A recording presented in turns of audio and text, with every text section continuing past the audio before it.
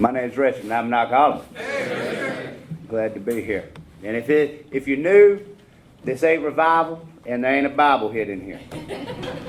So, it's a big book of Alcoholics Anonymous. And I'm wearing a suit because my sponsor said that I wear a suit when I speak for Alcoholics Anonymous out of respect for the men and women that came before me and for the fellowship itself. And that's why I stand before you today, because of the men and women that came before me that blazed this path to a new way of life. And for that, I'll be truly grateful forever.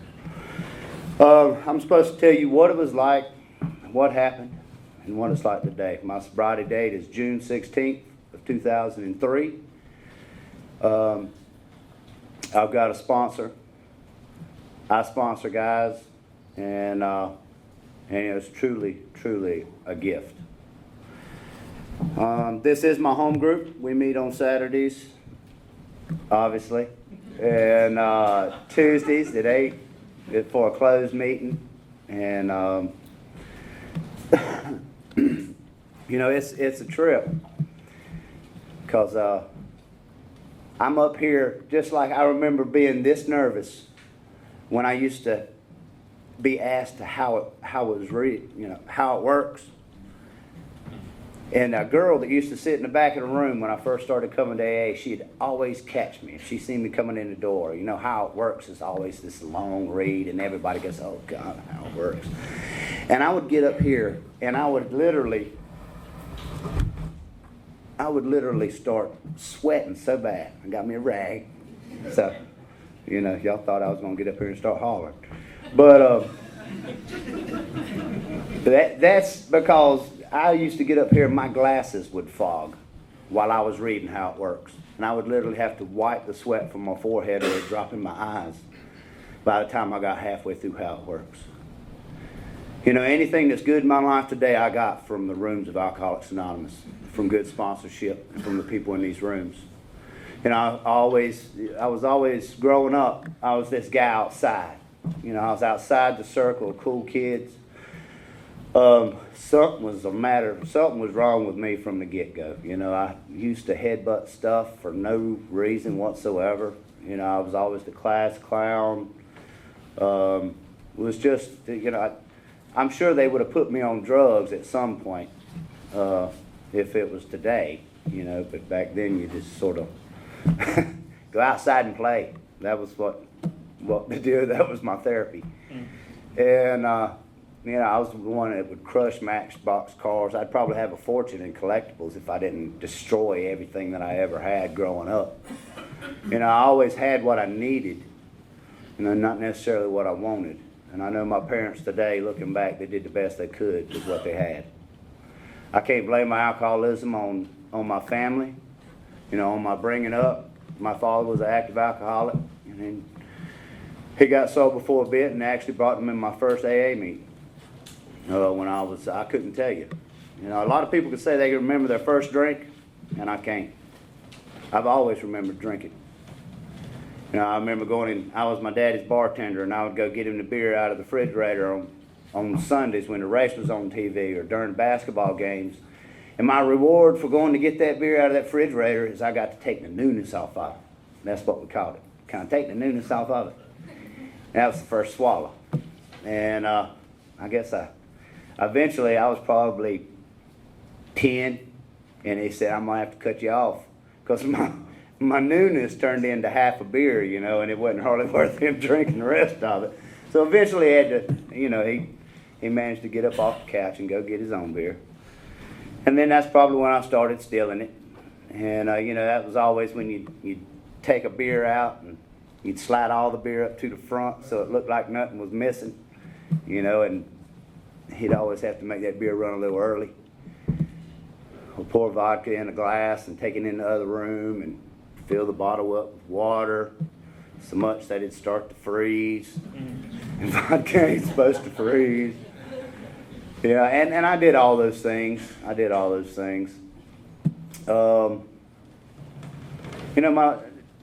can remember some of my earliest memories. I remember,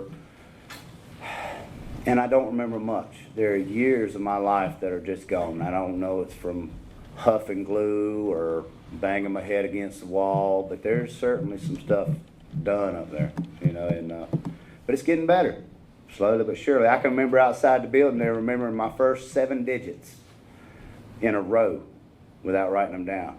Blew my mind, and it happened right outside there. Somebody told me their phone number, and I could repeat it back to them, and it was like, oh, wow, yeah, They said it gets better, and and that was one of those little things, those little, this is pretty cool, but to get here, it took a lot of pain, and it took a lot of just beating my head against the wall. Growing up, some of my first memories are, I remember walking down a hall and following these painted lines. I think there was a blue one, a red one, a green one, and maybe a yellow one or a red one or something.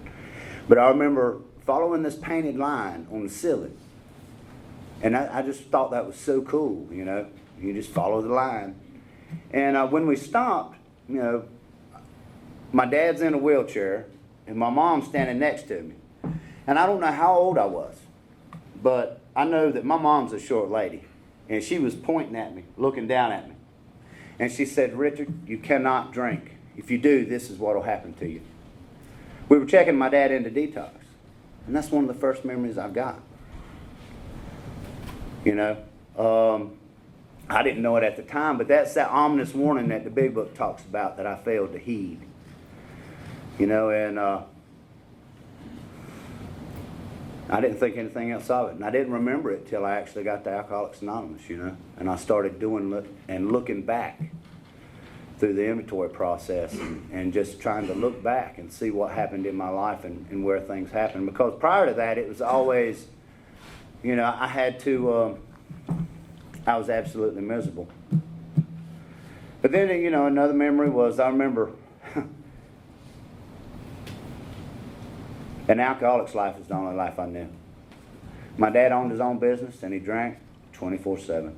He woke up in the middle of the night, had to have a drink. I remember them bringing him inside, and as they're carrying him inside, it took 2 of them, and he couldn't walk. And I remember him bouncing his head off the steps, every single one of them. Pop, pop, pop, pop, pop, pop, pop. And they took him inside, and they put him on the couch, and he said, Richard, I want you to watch him and make sure he doesn't choke on his own vomit. And that was my job at 10 years old, was to make sure my daddy didn't die.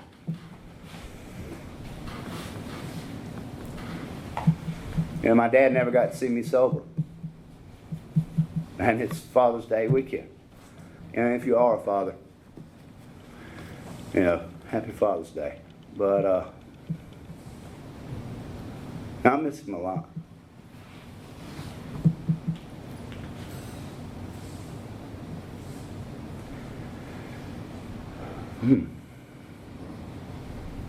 That's something. Sobriety and recovery gives you your emotions back. And I hadn't, today I enjoy crying. Maybe not in front of so many people, but, it's something that's something this program's allowed me to do, is to feel things. Because before I was emotionally numb to life, to the things around me, to you, what you were going through. And it was all about Richard. And it had been about Richard for a long, long time.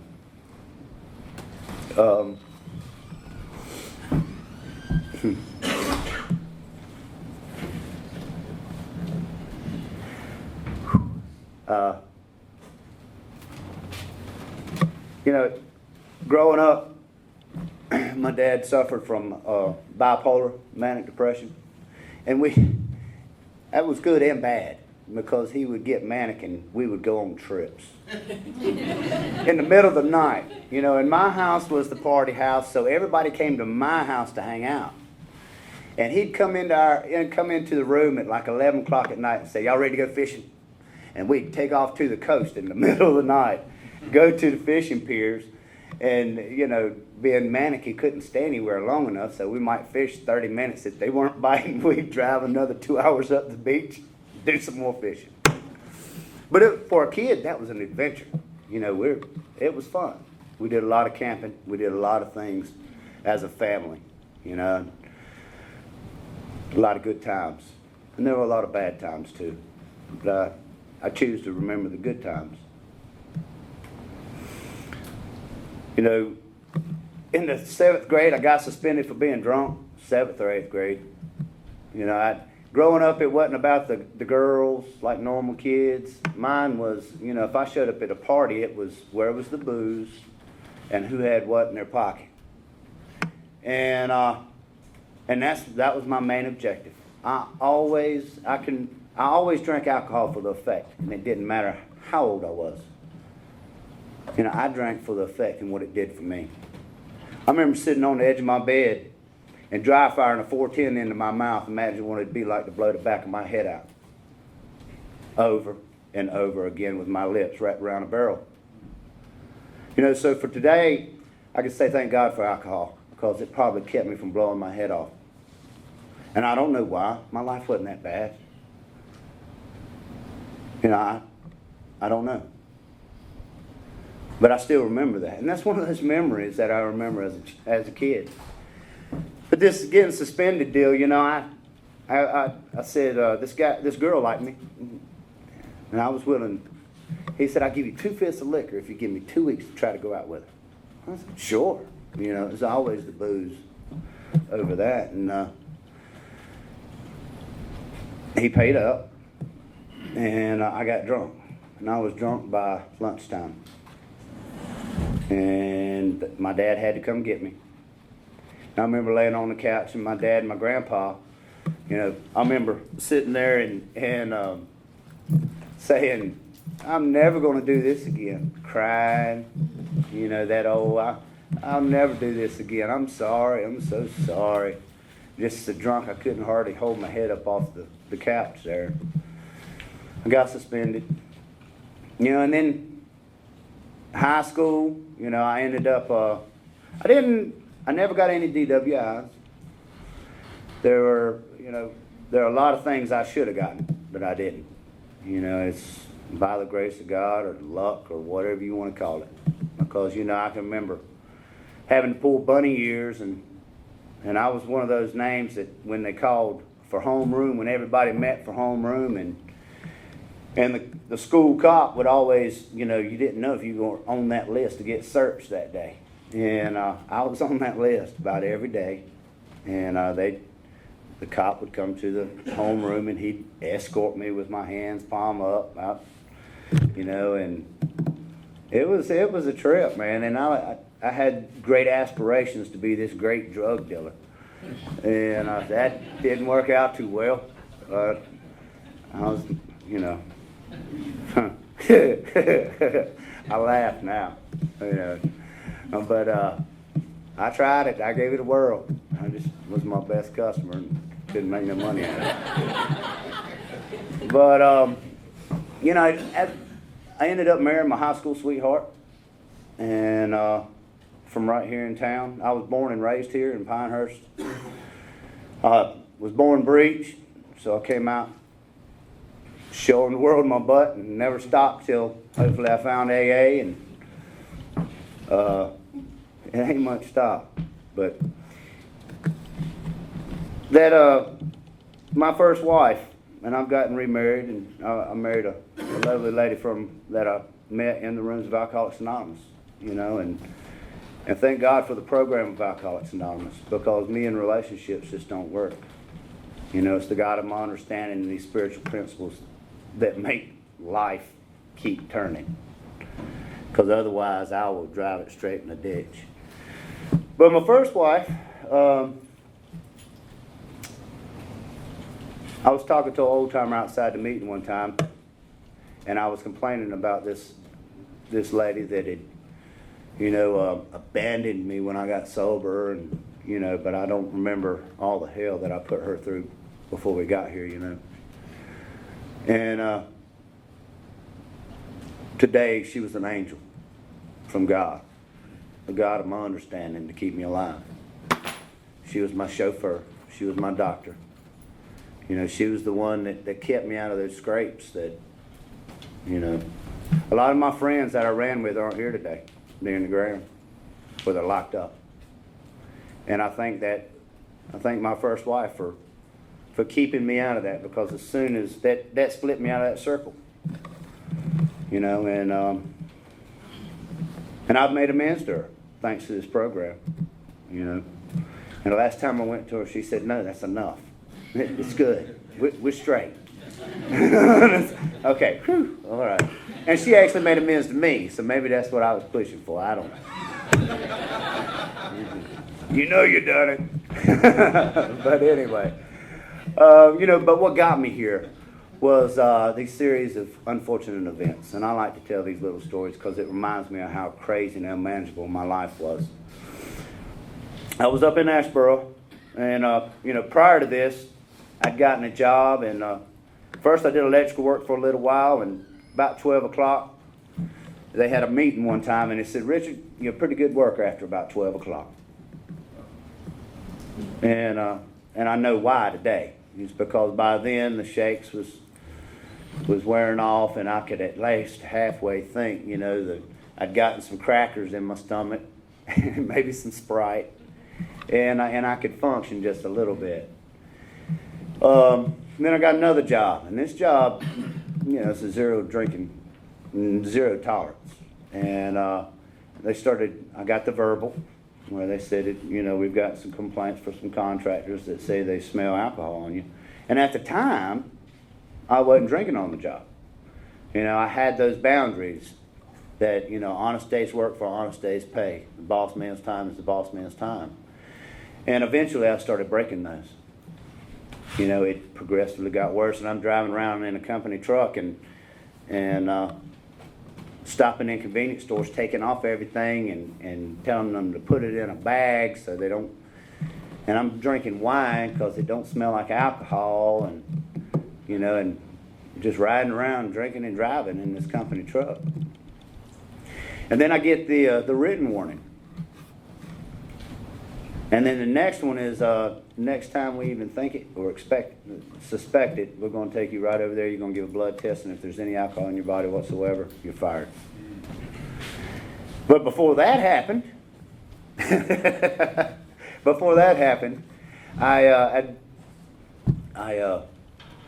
been up to a buddy's house in Asheboro. Been up for a couple of days drinking tequila. And in the end, it was nothing but straight liquor. You know, it was vodka, tequila, wild turkey, and that was it. And it was a water chaser. And I may drink beer sociably, just to be sociable with you, because it ain't too sociable to be turning up a fifth of liquor while you're hanging out with normal people. You know, and I would keep that fifth of vodka underneath the seat of my truck, and I remember coming out there and that thing be swole up. I'd get them Travelers, the plastic ones, that thing be swole up round. You know, and you pop the top, and it'd just be 110 degrees. And, you know, I still drank for the effect. I love the way it burned, felt like 1,000 needles in your mouth. You know, that's the shit I lived for. And, but I go out because I want to watch this state game. And they didn't have the game. I remember getting a double wild turkey, and it was never the 80 proof. It always had to be the 101. And, I remember drinking this double, went into a blackout. Well, I ended up going, they said I kept trying to lean up against the wall, and I kept falling into the kitchen. It was the door to the kitchen. And my truck was sitting out in the parking lot, and I could have went out there and slept in that thing all I wanted to, and I didn't. So I got a taxi. I was going to go to a buddy's house and try to get me something to wake me up so I could keep drinking. And I didn't score over there. I ended up falling over in his bathroom because I was so drunk. I didn't get there quick enough. I fell over drunk in his bathroom and broke his girlfriend's glasses. And he got mad. And I kept explaining myself, you know, and he just kept getting madder. And the next thing you know, we're out in the front yard fighting. I didn't know that I must have stiffed the taxi driver, because he was still sitting out there. And the next thing you know, there's like these cops. And there's like 3 cop cars. And we're out in the front yard scrapping these cops. And I went to school with these guys. See, I was born and raised here. And this happened here in Aberdeen, and they knew me. They said, "Richard." I remember bits and pieces of it. And I remember them sitting me in the front seat and handcuffing me. And then I remember trying to bust out the window with my head because, you know, I was this headbutting thing earlier, and I didn't mind hitting shit with my head. And they opened the door and said, "Richard, if you do that one more time, we're going to hog tie you." And I guess I didn't believe them because I headbutted the window again, and sure enough, about 3 of them snatched me up. Next thing I know, I'm on my belly, you know, with my wrist tied to my ankles, and they're throwing me in the back seat of this police car. And then I go into a blackout. I come to, and I'm sitting in the front seat again. and I look over, and I'm sober as a lark. You know, I go from a blackout to just wide awake. And I look over at this cop, and he says, I said, "Where are we going?" He said, "We're going to Carthage." I said, "Oh, no." I'd never been to jail before, and I certainly didn't want to go. And I get there, and they wash the pepper spray. I'd never been pepper sprayed before either. That was interesting. It took days to wash that stuff out of your hair. You'd be washing your hair, and water would come down in your eyes and fry you. But I'm in there, and you know, I go in front of the magistrate, and it's about 11:45 on a Saturday night. You know, up to this point, I've drank my wife away. I've drank all my friends away. I'm about to lose my job. I'm living in a house. You know, my wife had already moved out. I'm in a house full of wedding pictures and all this other garbage, and I'm just absolutely miserable. Getting alcohol ain't working no more. I stand in front of this magistrate on about 11:45 on a Saturday night, and I'd heard this urban legend about, you know, if you own property in the county that you're arrested, you can sign your own bail. And not in my case, because I brought that to his attention. He said, "Nah, I heard about you." And they must have radioed ahead or something. I don't know. He said, "But I heard about you, and I think we're gonna keep you a couple of days." Huh? You know, that was a total shocker. So I figured I'd do him one back, and I remember seeing this little sticker in the bottom of the window, and it was one of them bulletproof little silver stickers. I'd seen them before, and I thought I was just gonna mess with this guy. You know, not a good idea. I took the handcuffs and cracked this window in front of this magistrate. And all he did was just jump back and smile, nod his head a little bit. And that was the Dr. Jekyll and Mr. Hyde that I would go into. You know, I never knew what I was going to do the next minute. One minute I may be laughing, the next minute I may be crying, the next minute I may be, you know, threatening to kill you with a knife to your spine. True stories. You know, and I didn't know where I was going to go or how I was going to act. I had no control of my emotional natures. And but I'm sitting there, and I crack this thing, and I turn around, and all I see is chest. You know, after I crack this window, I feel like somebody's breathing down my neck. I turn around, and there's these guys. They had to be this tall, just deputy sheriffs. All I turned around and saw nothing but chest. And huge guys, and I said, "Whoa, whoa, whoa, whoa, whoa, whoa," you know. And I said, "What are y'all doing in here?" They said, "You." I said, "Okay, whoa, man, it's good." And so then they take me to this holding cell, and you know, all I remember that, and then the adrenaline's wearing off, so I'm starting to go back, you know, and all I can remember is this cinder block walls, and a little silver thing over in the corner. And like this medical bed, it's stainless steel bed, you know. And I remember laying on that thing, and I started chanting. Well, before I started chanting, the thought came to mind. This is my first trip of many, many times to this place. I'm going to die an alcoholic, lonely, and by myself. So I might as well go ahead and get used to this. And that was my bottom. And the thought came, God, and if this is going to be the rest of my life, why don't you just take the air from my lungs? I want to die. I don't want to live like this anymore. You know, I had nobody. And I knew that I couldn't. I didn't know. I'd never tried to quit drinking before in my life. I didn't know that you could. I didn't want to. And I'm laying there and I'm asking God to take my life. Take the air from my lungs, because this sucks. Absolutely sucks. And the next thing you know, I start chanting like an Indian. Hey, hey,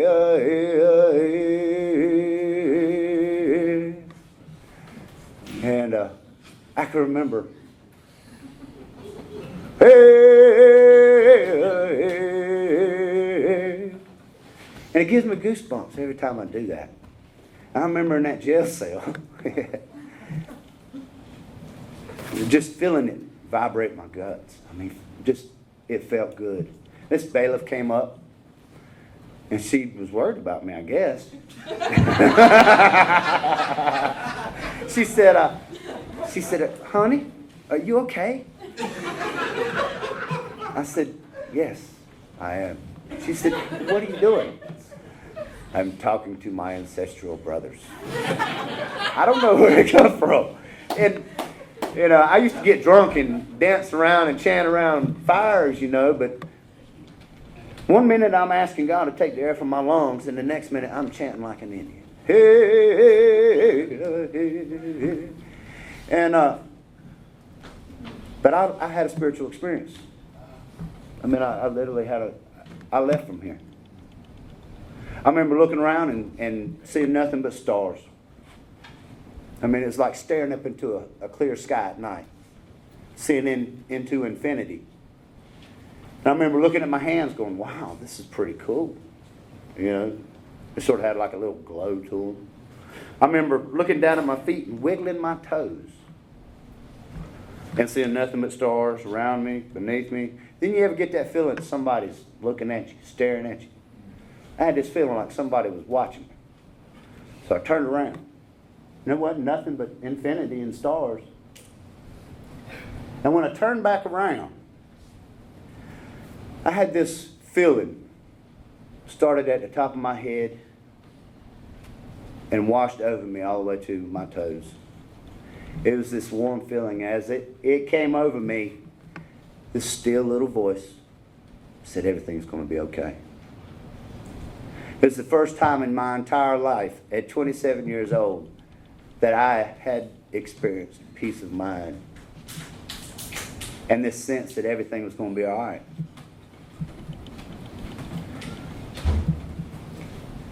It was awesome. And I had that experience, and then the next thing you know, I'm back in this jail cell. Absolute powerless. You know, locked.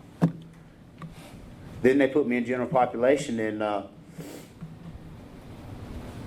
the first guy I saw in there, I recognized because I went to school with him. And I said, man, I don't know what happened to me last night, but my life's going to be different. I didn't know how, but I had this feeling that my life was going to be different. And I go show him these papers because I'd never gotten tickets before, and he said, oh, he got you. He gave me a ticket for one day, and then he gave me a ticket on another day. So it was 2 court appearances, 2 cross the court, and that's an expensive window if you ever have the opportunity to have to pay for one of those. But I had this spiritual experience, and I didn't know really what had happened. But I got out of there, and I'm in jail, and I'm having to call in sick to work from the jailhouse phone. I ain't gonna make it in today. Yeah, something came up, you know, and And it all worked out. I knew that I wanted to keep my job, and I can honestly say that that's the reason I went to treatment. You know, I wanted to keep my job, and I knew that it would look good. I'd heard it looked good in court, and if you go to treatment, and maybe they'll be a little lenient on you, and I know the boss had already given me those 2 warnings. So when I got out of jail, I went to my boss man and I said, look, I need to get some help. And it got me some help through the Employees Assistance Program. So I went to this treatment center. It was Davidson Alcoholic Care at the time, up in Lexington. Now I think it's the Path of Hope. But when I went, it was AA boot camp, Daddy. I had never experienced anything like that in my life. Up to that point, I had a wife and a mom to wash my clothes, you know, make my bed, do all those things. I didn't know anything about responsibility. I had to wake up and mop the floors and make my bed, and couldn't lay back down till 6 o'clock or 7 o'clock that night. And went to AA, but while I was there, man, I got to experience a little bit of, I know we read out of 12 and 12, but then we got, you had to work the first 5 steps to get out of there. I don't remember much of it. I remember walking around that treatment center carrying rocks because it was the only thing to do. And 10 laps around that place was a mile. And I remember taking these big rocks. I know I looked foolish, just marching around that thing, slinging these rocks because I didn't know what to do with myself. And no, I don't remember the first. They said a power greater than yourself, you know. And for me, I don't know. I remember looking out the window and they said, you got to have a power greater than yourself. You got a power greater than yourself. And I had this spiritual experience. You know, I asked God to take the air from my lungs, then I chant like an Indian and I have a spiritual experience. So what's up with that? God chanting to creative intelligence or, you know, the Great Spirit? I don't know. And I know today that God is ... It don't matter as long as you got one. And it ain't you. As long as it ain't me. And but at the time, they asked me about this power greater than myself, and I remember looking out and there was this big oak tree out in the backyard. I mean, it was majestic. It was huge. And then I said, that tree's my higher power. And I know today, and looking back at it, it wasn't the tree. It wasn't the seed. It was what created the seed. It was what brought that into existence. And, you know, I don't know why I had to reverse engineer that shit. But, you know, the thing is that I couldn't understand God. And I still don't understand God today. I just know there is something. And it ain't me. I'd lived my entire life trying to be God, trying to dictate to those around me, trying to control every aspect of my life. And look where I ended up. Needless to say, I had some experiences in that treatment center. I did a 5th step. You know, you had to do this 4th step thing and write all this stuff down. And I'd never done an inventory before. You know, where does that come from? So I did this inventory, and you know, thank God for good sponsorship. Because I had an experience having done that 4th step in there, and they didn't really, I don't remember them telling you how to do it. They just said write down your history, you know. And I remember writing down everything. I just sheets and sheets and sheets and sheets of garbage. Things that had been done to me as a child, you know, things that I'd done to others. And the thing is that I was trying to be entirely honest. I was out of town, wasn't nobody around, knew me. So why not? I just, here it is. And then they gave you an option to do your 4th step with. And I remember looking over at this old guy. He looked like the oldest guy in the room. You know, he looked like he's going to die tomorrow. And I was hoping he would after I told him all this stuff. And, you know, and we sat down, and as I shared this stuff with him, he shared things with me. And as I was telling this guy this stuff, this weight lifted off of me. I mean, as I was talking, I could almost feel my posture getting better. And you couldn't have beat the smile off my face after I'd gotten entirely honest with somebody. I left out of that room and almost felt like I was floating. So there again, I had another spiritual experience. Got out of that treatment center and I didn't, they said something about you need to get a sponsor. And you need to go to a meeting. I said, what about these meetings? Why do you go to these meetings? He said, you go to meetings because you might hear something there that'll save your life. And today I know that's absolutely true. I still try to remain open-minded, honest, open-minded, and willing to hear the message. I don't care how long you've been here. For me, I have to surrender daily. But having done that, I came to a meeting and they said you needed to get a sponsor. And after the meeting, they say if you need temporary sponsor, go see so-and-so after the meeting. And I went up to this guy after the meeting. And I came to this meeting on a Thursday night. It was my very first meeting out of the treatment center. And I came in here and I asked this guy to be my sponsor. And he said, did you go to a treatment center? I said, yeah. He said, did you do drugs? I said, yeah. He said, I'm sorry, I can't help you. Really? I come in here and ask for help and y'all can't help me? He said, no. I know today that, I know today that I cannot share outside of my experience. And I believe in the traditions of Alcoholics Anonymous. I know what it's like to take a drink and not know how to not take a drink. I don't know what it's like to put a needle in my arm. So I can't share outside of my experience.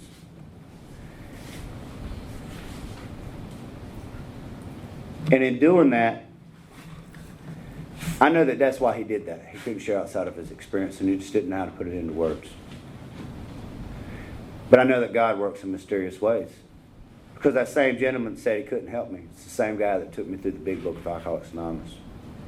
Because I'd ended up, I did everything y'all told me not to do. And within probably 35 days, within 30 days of getting out of that treatment center, I was doing something. Anything. I was coming to AA and I'd do anything and everything you had except drink, because alcohol was my problem. That didn't work too well. I remember asking old timer after a meeting, going, "Look, man, ain't nothing changing. Just sweating." And maybe that's why I was sweating so much reading how it works. But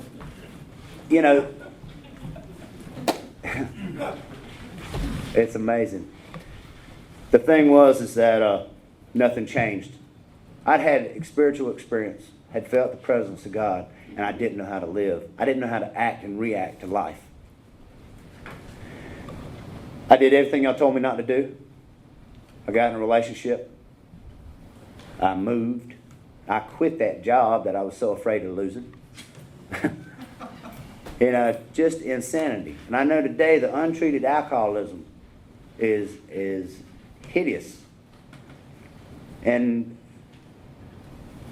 I can look back and see that, my God, the decisions that I was making on my own under the influence of untreated alcoholism was just as bad, if not worse, as the ones that I was making while I was drunk.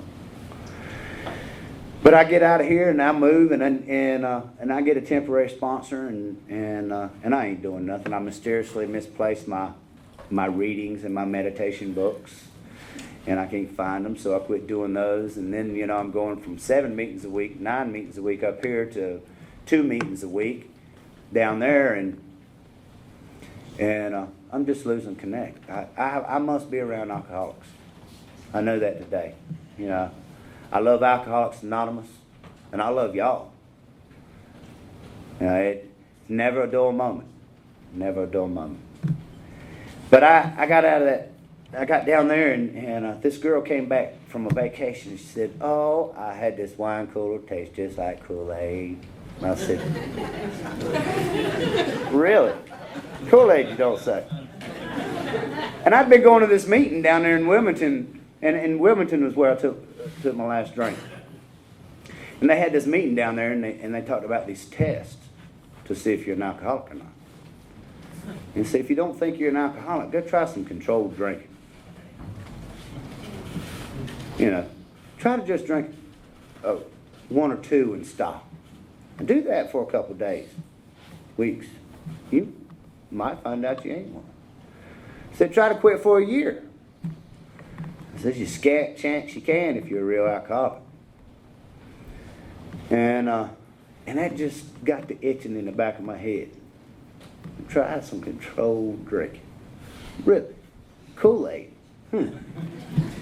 Okay. And I remember, sure, I'll taste it. I remember tasting it, and it was the same thing that I used to do to my daddy's beer. I remember going, and it getting higher and higher, and I went, holy crap. I hadn't taken a drink in 16 months. And it tasted so good. I love alcohol. If I could drink today, I would. But I've accepted the fact that I'm an alcoholic. And when I put alcohol into me, they ain't no telling what's going to happen. I hadn't got a switch that says, okay, Richard, you're good. I try to drink, knock the edge off, and I go straight over it. And I just accepted that fact. And it makes this whole recovery thing a whole lot easier when I can just go, okay, I'm an alcoholic. Now what do I have to do? And, well, anyway, that relationship goes south. I remember saying, you don't like me when I was sober. Let's see how you like me when I'm drunk. So I use that as an excuse. You know, that wine cooler tastes like Kool-Aid. I know, you know. I'm going to drink Bud Light because I'm going to try to control that drinking and control my weight. Because Bud Light ain't even real beer, you know. It's a light beer. And, you know, it's the same silly-ass excuses that I'll use to justify any kind of crazy behavior. And, you know, today, I ain't got no more excuses. Burned them up. But I remember buying this beer, and I'm fixing to wrap this thing up, buying this beer, and the whole process took like 10 minutes. I hadn't drank in 16 months. And I remember going and paying her, she wouldn't take my ID. I had two forms of ID, a motorcycle license and a driver's license. She wouldn't take neither one of them. One, because they was so wore out from rubbing them down on stuff, and you couldn't hardly read them. And then my cousin here vouches for me and says, yeah, he's good. So she sells it to me. Well, then she overcharges me. So then I got to get a refund. And the whole time this beer's sitting up there. And they couldn't just give it to me out of the register. She had to go get another assistant manager, and they had to get it out of 2 registers. And the whole time, that Bud Light's just sitting there. I ain't drank in 16 months. I've been going to AA meetings. I know today that I've taken a drink way before I actually put the drink in my body. You know, my insane thinking, the stinking thinking, the insanity returns that I can someday control my drinking. And that was the insanity of it. But that's the lie I tell myself, because I never once tried to control my drinking. Never. I remember quitting drinking for a week and saying, look, I ain't an alcoholic. Shit. But, you know, I remember I never once thought of calling a sponsor. I never once thought of asking God to remove that thought of insanity. You know, that's one of the first tools my sponsor gave me was, when that thought of a drink comes, ask God to remove it. And I remember getting that beer and going back to my aunt and uncle's house, and I remember looking over at my little brother, and he was my co-pilot. When I was too drunk to drive, he was probably 13 or 14, and he'd drive me around. And I figured I could justify it with the police that he's a whole lot better condition to drive than me. And but he sees me with his beer in my hand, and he says, Richard, don't do it. Don't do it. And I said, he's back. I'd go down there and my whole name had changed. They wouldn't call me Richard, they'd call me Ricardo. because the personality would change so bad. Ricardo. You know, and I remember popping the top on that beer, and my brother going, please don't do it. He said, I'm going to call you sponsor. I said, I don't care, call him. Call him. He said, I'm going to call Grandpa. I said, boy, you do, I will stomp you. And I remember taking that drink, and I remember there was the magic again. There was the magic. The burn all the way down. I mean, I could feel it hit my gut. It didn't take 3, and I was in a blackout. And I was in a blackout for days. I don't remember. I mean, all I remember is drinking maybe 3 beers in the kitchen, one after another, going into a blackout and staying there until I had a moment of clarity, sitting on my aunt's porch with a beer in one hand at 7 o'clock in the morning and a cup of coffee. And the thought came, God, please help me. Not again. Not again. And I know today that that relapse, that slip, whatever you want to call it, it happened for a reason. Because after that prayer, I went and pawned the PlayStation at the mall, and I'd never experienced the phenomenon of craving. That phenomenon of craving that happens after I take that drink. I knew about the mental obsession, but the physical craving of, oh my God, I've got to drink more. I got to fix that. I got to fix whatever's going on right now. And it ain't nothing out there. It's all up here. It's up here in my head. And I'm pawning this PlayStation. I borrowed $20 to buy this case of beer, and I'm having to run in and out. I get right to the door of this mall, and I got to turn around because there's beer sitting out in my truck. And I slam it. And I do this 4 or 5 times, and it ain't doing nothing. It wasn't working. It wasn't working. And I came back up here because I knew I had to, for some reason I felt like I had to get back up here where I started. I had to come back home. And that's what I found here is home. That same sponsor that I'd gotten, I came up to him when I came to a meeting. And my first night back, and I said, look, man, I don't know what I had before, but it didn't work. I've got to do something different. I've got to do something different. Because I can't go back to that hell that I was. I know I'm an alcoholic today.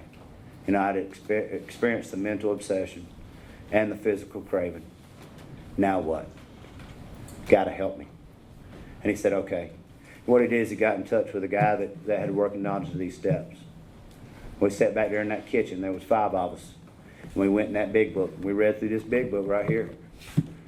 Started in the front page. And we read through it. And when it asked us to do something, we did it. Simple, but not easy. And the miracle happens, I had another spiritual experience. I've had that spiritual awakening. One through the spiritual experience that I had in that jail cell, and another by working these steps of Alcoholics Anonymous. And it doesn't matter who works them. So I've had the opportunity and the blessing to experience them both. The second step wasn't even a question for me. But then the willingness and making that decision to continue with the process in the third step, that's what did it. Because I was willing. I'm out of time, but I thank God for the men and women that came before me that knew the way. They held the light and were willing to sacrifice their time to help a drunk like me find a life that is worth living today. If no one's told you to love today, I love you. Thank you.